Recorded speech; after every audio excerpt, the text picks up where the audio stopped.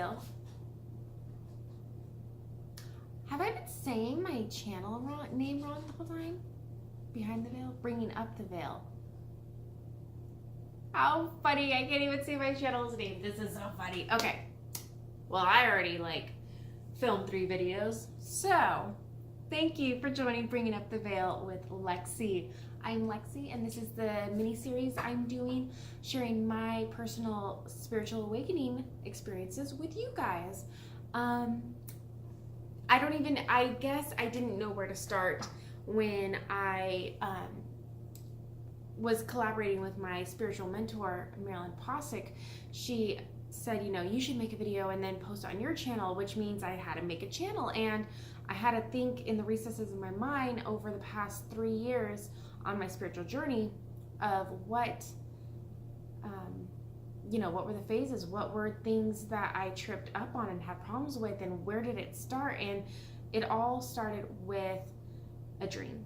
And it was a very prophetic dream. I've never had a dream like this before. It was so realistic. It felt like a movie. It was the first dream where I wasn't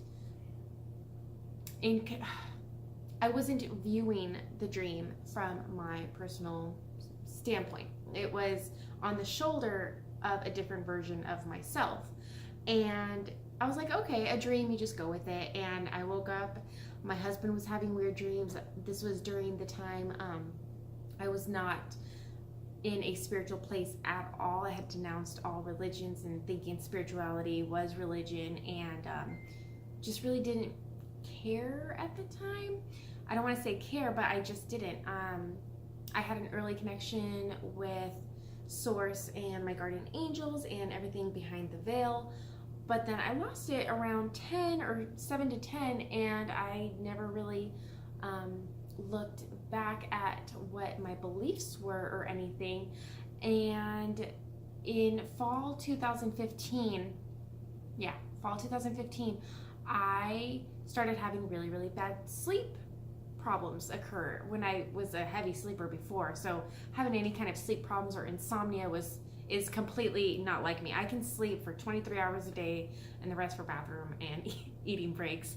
So I'm a sleeper. So if something messes with my sleep schedule, you better be aware that I'm going to try and fix it. So it started off with me having sleep paralysis. If you don't know what sleep paralysis is, it's when your mind and body don't really have a connection, and you'll be consciously awake and completely aware of your physical surroundings, but your body is completely limp and not listening to what you're saying at all. It's really, really scary, just because you're kind of sitting there okay, move, scream, do something, and then you can't. So that's scary as it is. But on top of this phenomenon happening already, a lot of people seem to, it's kind of your brink of sleep, that right when you lay your head down and you're asleep but not there yet, that's usually when sleep paralysis happens. And during this time you're really vulnerable because you are crossing over the veil, kind of. So you're in the middle of this awake sleep state, and at that moment you're vulnerable to negative energies.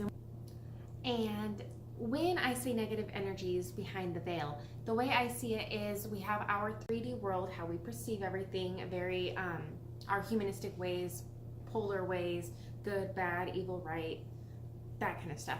And behind the veil is when you start talking about metaphysics and there being dimensions.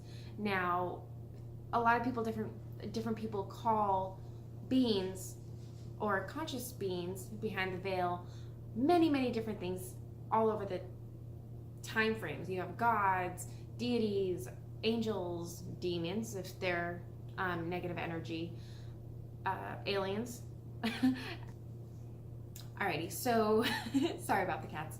My dream was shown to me in 3 different parts, and it was so realistic. This is the first dream that I ever saw as an observer to myself, a different version of myself, and I was kind of told to be kept quiet and just take in everything.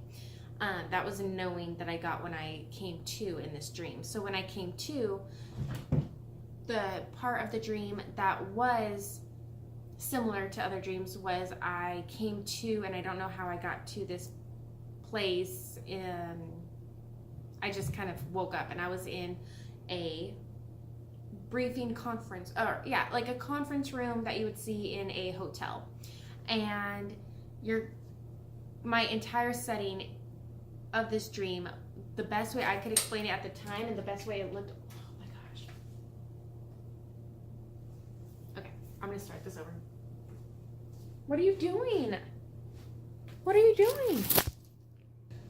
So in this sleep state, we are barely peeking to the multidimensional, but our normal human brain is still on, so we kind of freak out. And you can't freak out and you can't lose this protection that you have, knowing that we are multidimensional beings, knowing that we are pure spirit. You can't be scared to go back home when we go to bed, but sleep paralysis keeps your human brain awake, so it kind of sees behind the veil. And if you are someone who has a lot of cords to be cut, a lot of animosity that you've never let go of, if you hold guilt towards something or hold anger, then I feel bad for you, because your first experience with behind the veil, if you're not protected, and I will do, my next video is completely about protection with behind the veil. So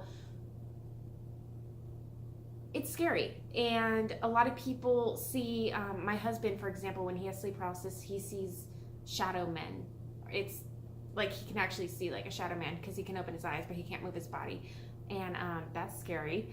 So when I started having it, I had an extra phenomenon on top of it, and I looked it up, and it actually has this name. I'm not joking. It's called exploding head syndrome. What?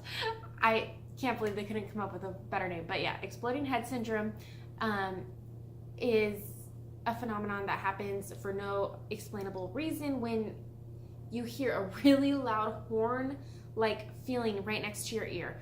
And I wasn't spiritual at this time, so it felt like a train was coming at me, and I could feel my ears. They hurt so bad. It was a really, really, really fast vibration. Like I said train because it felt like I was on train tracks, and you heard this huge loud siren. This happened like 3 or 4 times. And this was during sleep paralysis, so I couldn't move, I couldn't scream. I just had to sit there, and I could feel my ears on fire and this really, really loud noise. And no matter what I could do, I couldn't like wake up my husband. It was really scary. So that was my interesting sleep cycle this week before I had the dream. And I was like, okay, this is, interesting. I didn't really think about it. I was exhausted when I woke up because I didn't get any sleep the night before. And finally, I think I might have even taken a melatonin or a Benadryl finally to get to sleep and actually sleep. And when I did this, I was able to get into a REM state for long enough that I had like a dream, an actual dream. And that dream was the prophetic dream. I didn't know at the time. I thought it was just really cool and vivid, but looking back on it now and everything I've researched and heard and have shared with other YouTube personalities, I think this is actually my experience of the event that a lot of people are talking about. And if you have not heard of the event, here on YouTube, it is a mass spiritual awakening if we are in a matrix type simulation of a reality. It's when the simulation ends, and a big component of that simulation is time, because we are in this cycle of time and in a 3D Paramount, we are the only people in the universe that kind of experience time the way we do. So a really good way of explaining the event is the end of time. Now, this is not scary. This is not a doomsday scenario that the fear mongers have always kind of put inside of us. It's finally being free. It's finally coming to our true selves and ascending kind of in a state of mind, but it's going to happen to everyone. And of course there's astrology, and we're seeing it even now in our weather patterns that are going around the world, and these super high UV rays that are coming down off the charts and the volcanoes, that the world is kind of getting ready, and the Earth's resonance, which is measured in hertz, has also ascended from, it's usually at 7 hertz, I believe, and I think I heard someone the other day say it's at 40 hertz right now, the Earth's resonance, which all of these phenomenons. Hello, this is Lexi's higher self. I wanted to interrupt that gorgeous girl on screen to better explain the Schumann resonance. And I am going to take an excerpt from the Dr. Joe Dispenza's blog post. He gives a wonderful explanation. I'm going to put his link in the description below of the article I am speaking of. However, he says German physicist and Professor W.O. Schumann hypothesized there was measurable electromagnetic waves in the atmosphere that existed in the cavity or the space between the surface of Earth and the ionosphere. Now, H.L. Coney confirmed Schumann was correct 2 years later by detecting Earth's main frequency at a constant 7.83 hertz. Thus, this is what we call the Schumann resonance. You can check the daily resonance. I believe NASA has a report, and what am I on? GeoCenter has a report. And I will be placing pictures up above. Now, we're normally at the 7.3 hertz. However, if you notice, July 22nd, for a full 24 hours, along with this morning, just a couple hours ago, the Schumann resonance has had a spike, and it went from the normal 7.8 to 44 hertz. So when you hear us woo-woo people, me included, explaining that there are strong energies and it's just too hard, can't cope, we're actually speaking of these electromagnetic waves. And why does it affect us? We've actually done a lot of research, and I will make a completely secondary video on what frequencies do to organic material and all the way down to the molecular level. It's really interesting. But as far as this video goes, and our current state of frequency going on in Earth, this is what we are looking at. There has been a huge spike, which further kind of gives proof that there might be something building up, and it's really interesting.